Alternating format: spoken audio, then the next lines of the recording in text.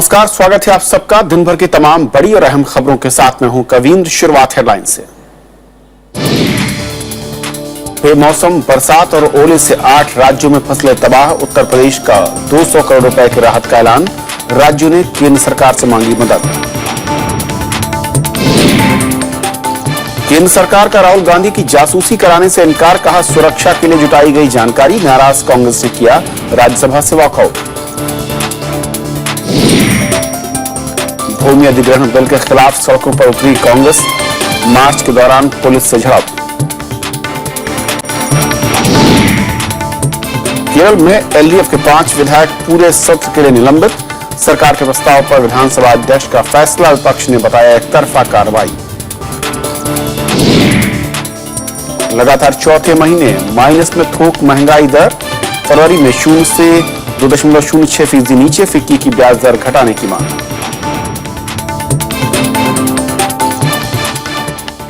और आइए देखते हैं आज की हमारी पहली खबर।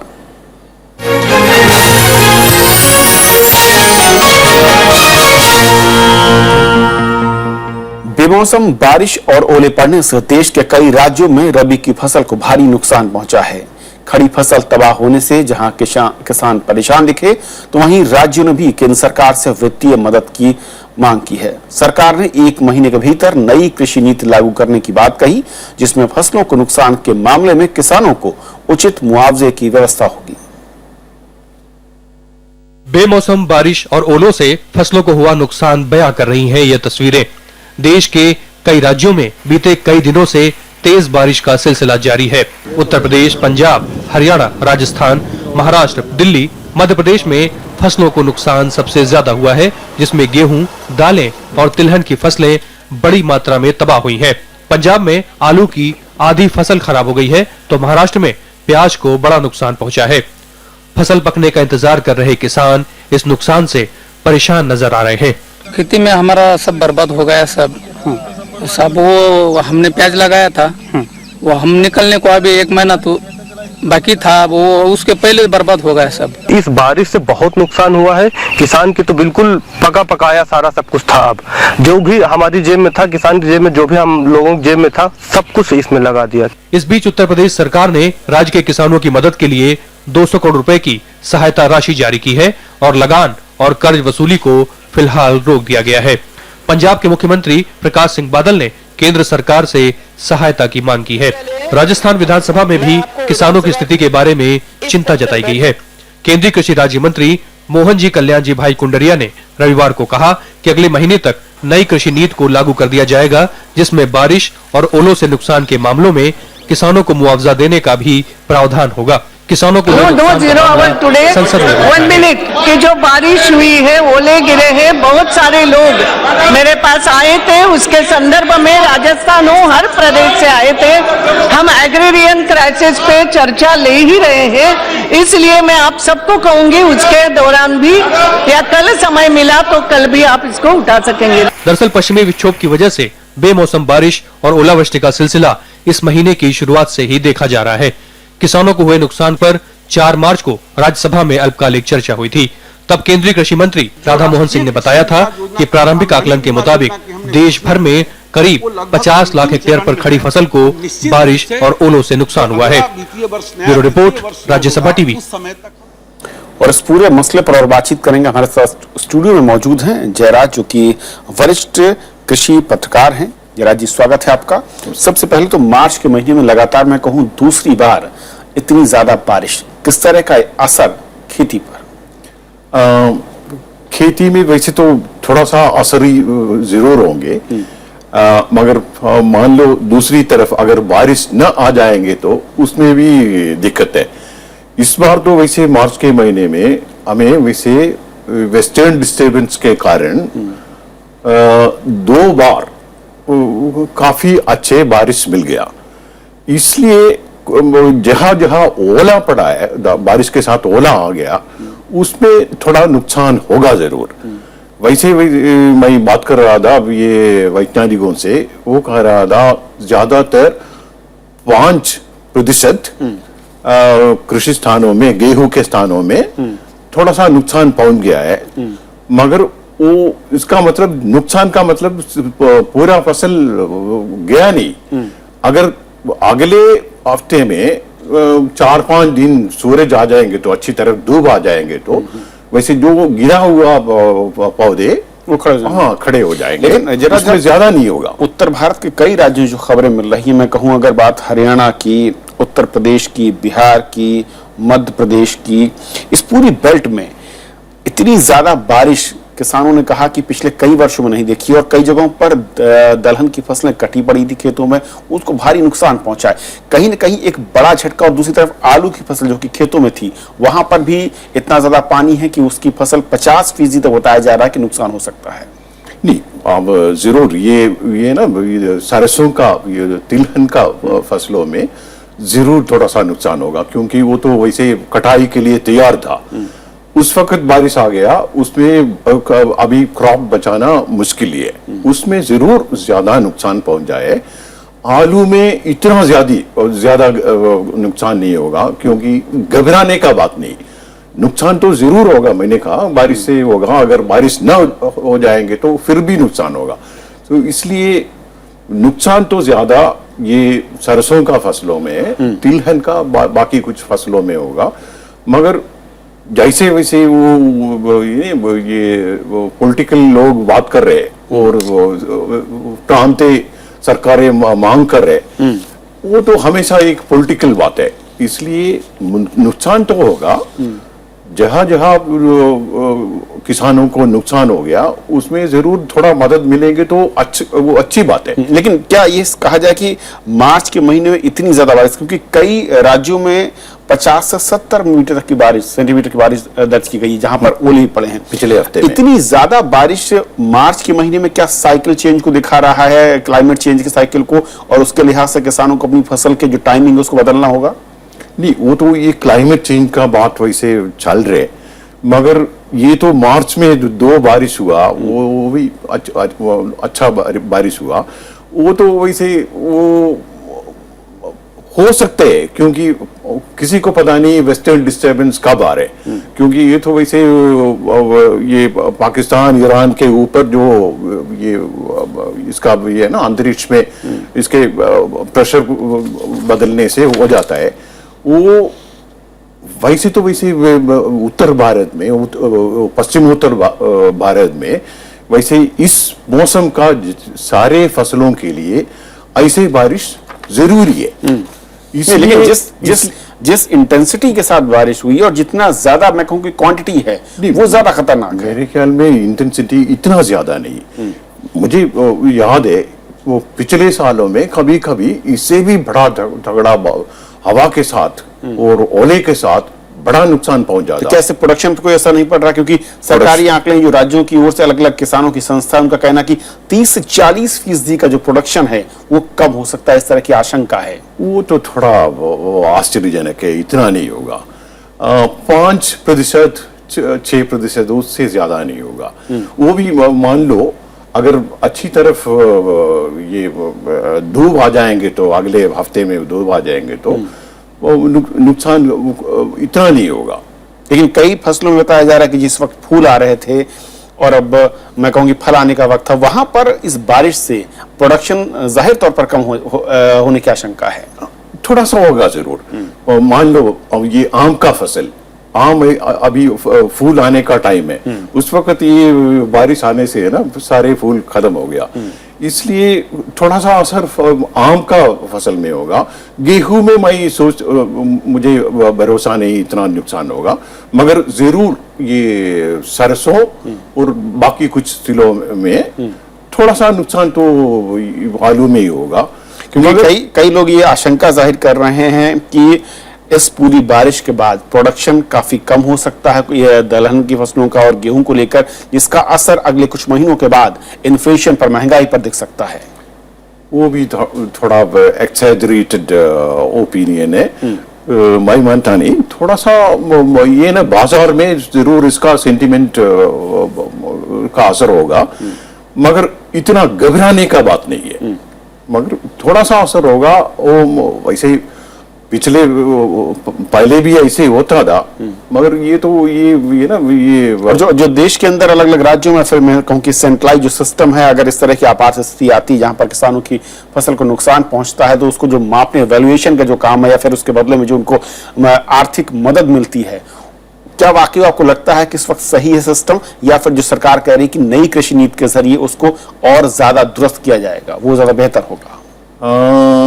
नहीं, वैसे तो ये क्रॉप इंश्योरेंस, वैसे फसलों का इंश्योरेंस अभी पूरे देश में नहीं है। जहां होता है फार्मर को आराम मिलेगा, मदद मिलेगा।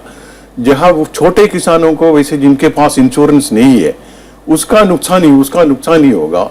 अगर हम कृषि का नीति की बात करेंगे तो अगर ये सब मामले के लिए हमें वैसे एक कॉम्प्रिहेंसिव कृषि का नीति के बारे में सोचना चाहिए। और जो फाइनेंसिंग हेल्प की बात होती है किसानों को लेकर, जब इस तरह के मामले आते हैं, क्या वाकई वो फ्रूटफुल दिखती है? क्या वो प्रैक्टिकल है जिस वक्त हमारे अलग अलग राज्यों में है?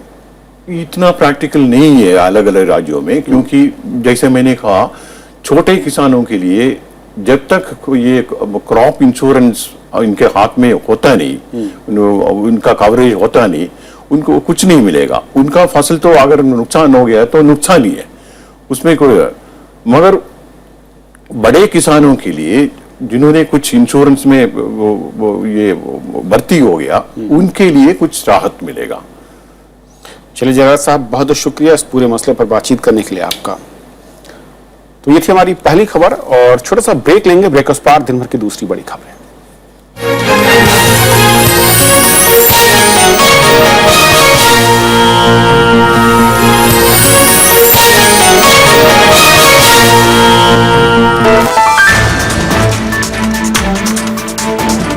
करोड़ों की फसल बेकार,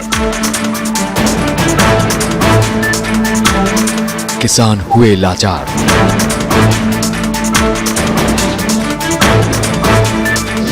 देखिए देश देशांतर, मौसम का कहर, आज रात 8:30 पर सिर्फ राज्यसभा टीवी पर। आज हम चर्चा इसी मुद्दे पर करेंगे कि आखिर अपने लक्ष्य से कितनी दूर है शिक्षा के अधिकार का कानून। केवल 12,000 स्कूल 14 लाख स्कूलों में इस आरटीई कानून को पूरी तरह लागू करते हैं। आरटीई का जो मेन खामी जो था, उसमें गुणवत्ता के बारे में खास जिक्र नहीं किया गया था। राइट टू एजुकेशन ये किसी एक्टिविज्म से उपजा हुआ शब्द है। बेसिकली होना ये चाहिए था duty to provide education.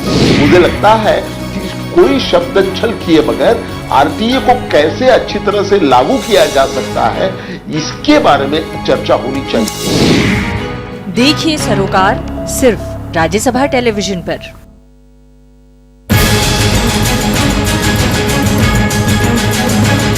Not the best friends till recently. After Prime Minister Modi's visit to Sri Lanka, have Indo-Lankan relations turned a corner? What's the big picture? 9:30 p.m. on Rajya Sabha television.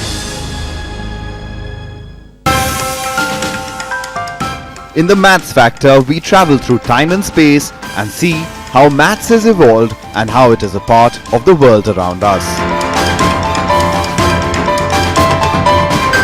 Join us on Rajya Sabha television.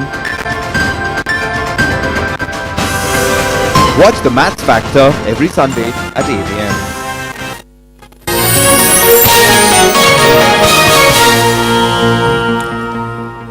Break के बाद आपका फिर से स्वागत है। केंद्र सरकार ने कांग्रेस उपाध्यक्ष राहुल गांधी की जासूसी से इनकार किया है।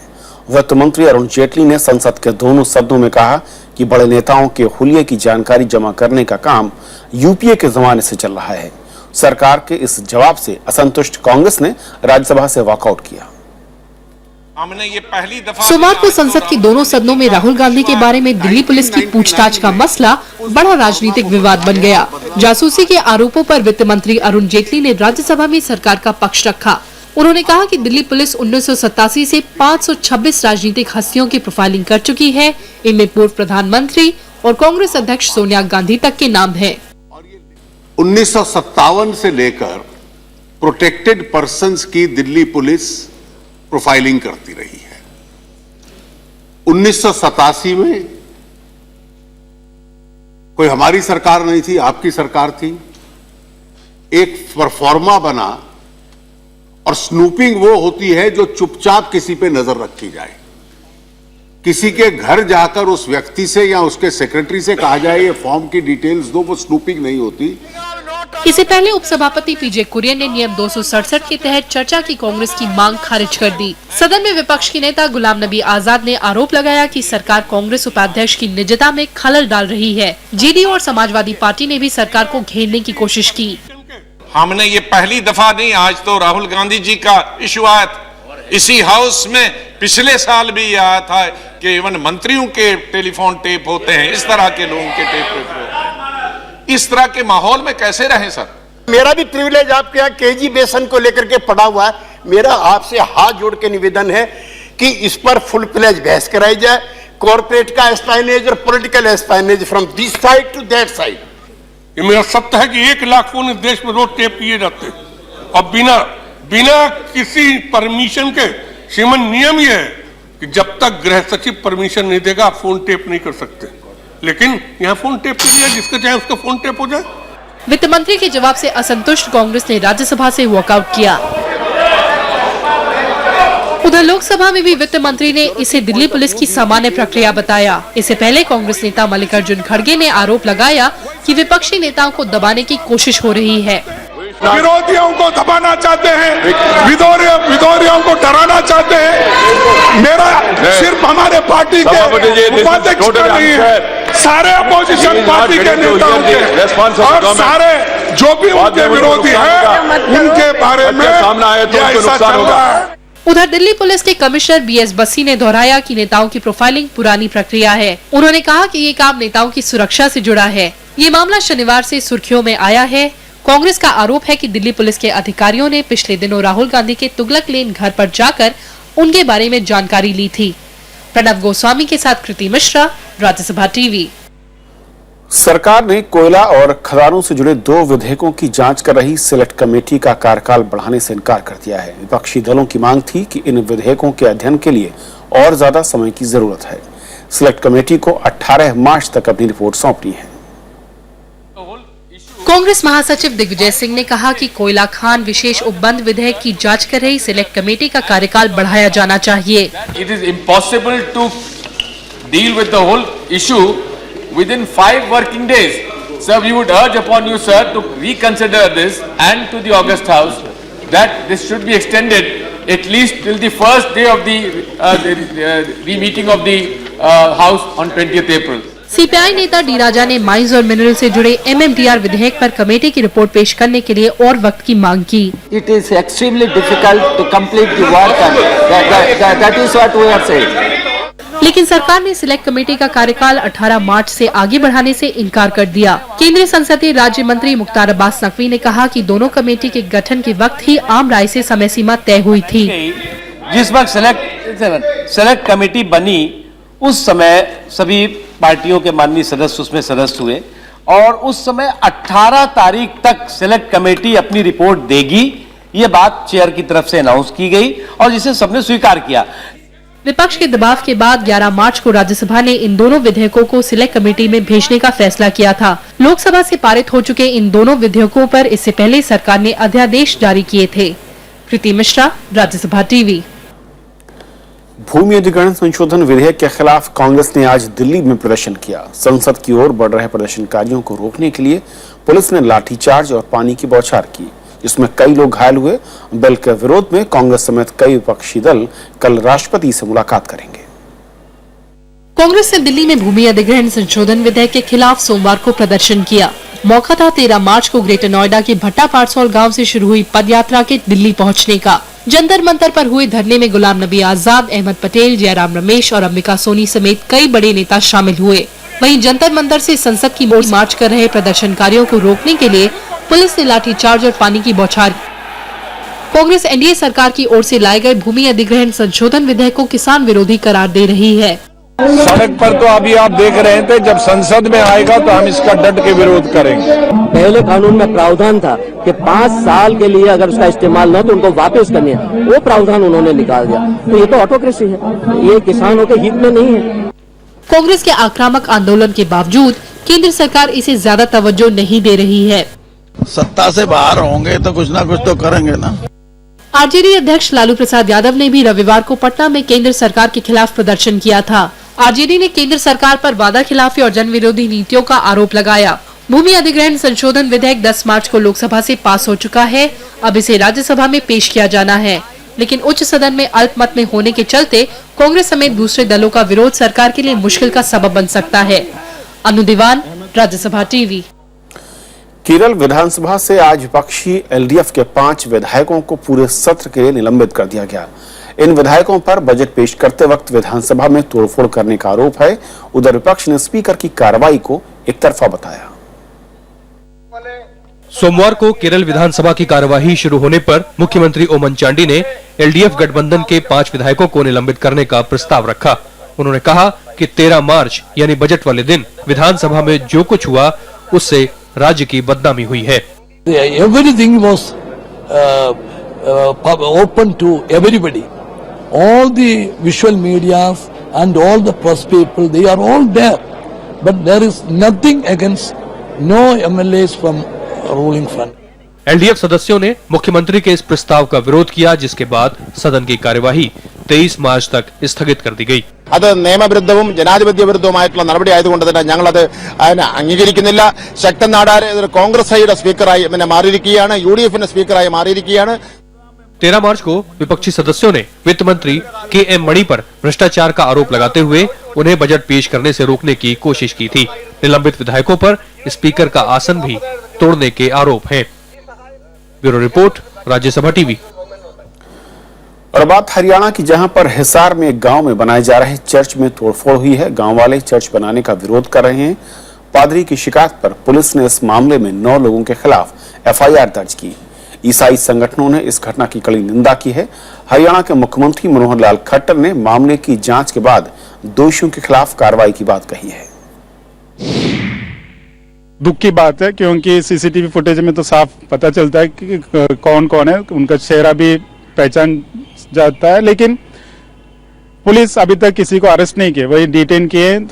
तो हम यही चाहते हैं कि और जल्दी कार्रवाई हो। गई है और 9 लोगों के खिलाफ को है और उसकी जांच चल रही है। जिसे जांच में जो भी दोषी पाए जाएंगे उनके खिलाफ कार्रवाई।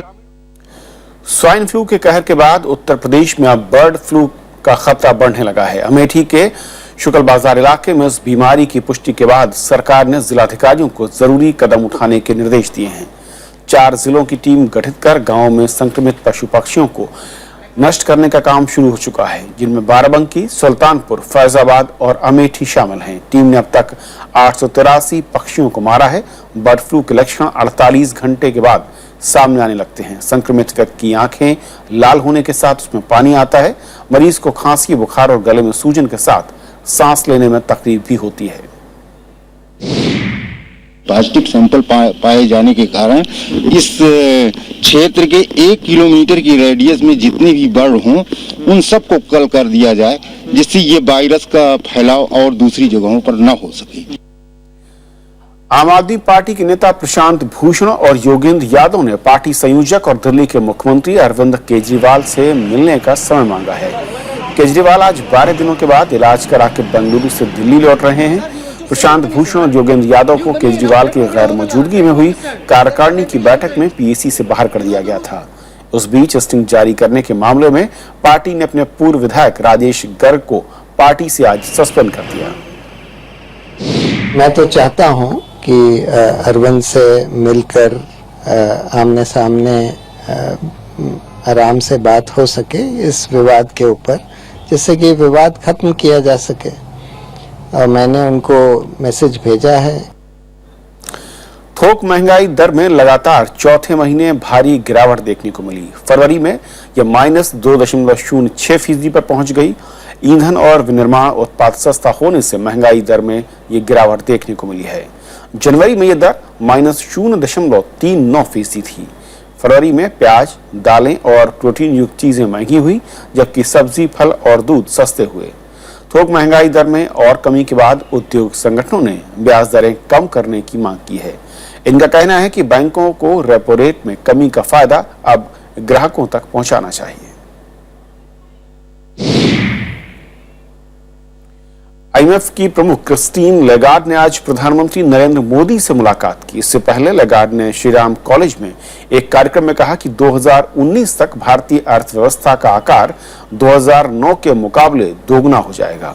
उनके मुताबिक 2019 तक भारत की जीडीपी जापान और जर्मनी की कुल जीडीपी से भी अधिक हो जाएगी। आईएमएफ के अनुमान के मुताबिक अगले साल भारत की विकास दर 7.5% रहेगी, जो उसे दुनिया की सबसे तेज अर्थव्यवस्था बना देगी। लेगार्ड के मुताबिक दुनिया के कई देशों में आर्थिक विकास सुस्त है। इसके उलट भारत में तेज विकास की पूरी संभावनाएं दिखती हैं।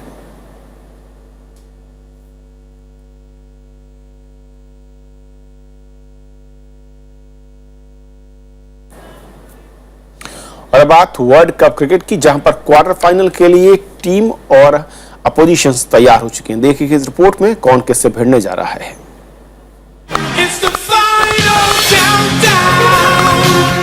जोश,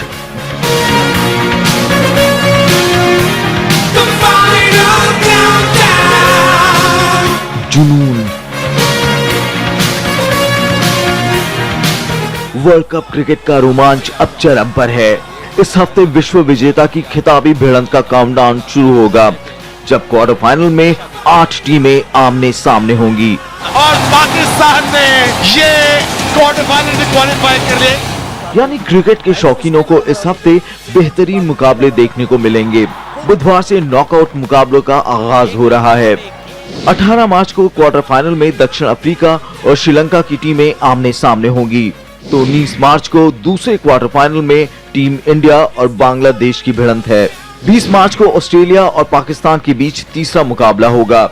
21 मार्च को चौथे और अंतिम क्वार्टर फाइनल में न्यूजीलैंड के सामने वेस्टइंडीज की चुनौती होगी। विश्व कप के इतिहास में ऐसा पहली बार हुआ है कि क्वार्टर फाइनल में जगह बनाने वाली 8 टीमों में से 4 एशियाई टीमें हैं। इस वर्ल्ड कप में मौजूदा विश्व चैंपियन टीम इंडिया का अब तक का सफर बेहद शानदार रहा है। धोनी ब्रिगेड पूरी तरह लय में नजर आ रही है। पूल बी में सभी मैच जीतकर टीम इंडिया टॉप पर रही है। हालांकि वेस्टइंडीज के खिलाफ टीम की जीत उतनी असरदार नहीं रही। इस लिहाज से देखें तो रनों का पीछा करने में टीम इंडिया के सामने आ रही खामियों को दूर करने की कप्तान धोनी की पूरी कोशिश होगी। टीम इंडिया के हौसले बुलंद हैं और इस लिहाज से भारतीय क्रिकेट प्रेमियों की उम्मीदें भी परवान पर हैं। Bureau report, Rajya Sabha TV. तो खबरों के सफर में इतना ही। नमस्कार।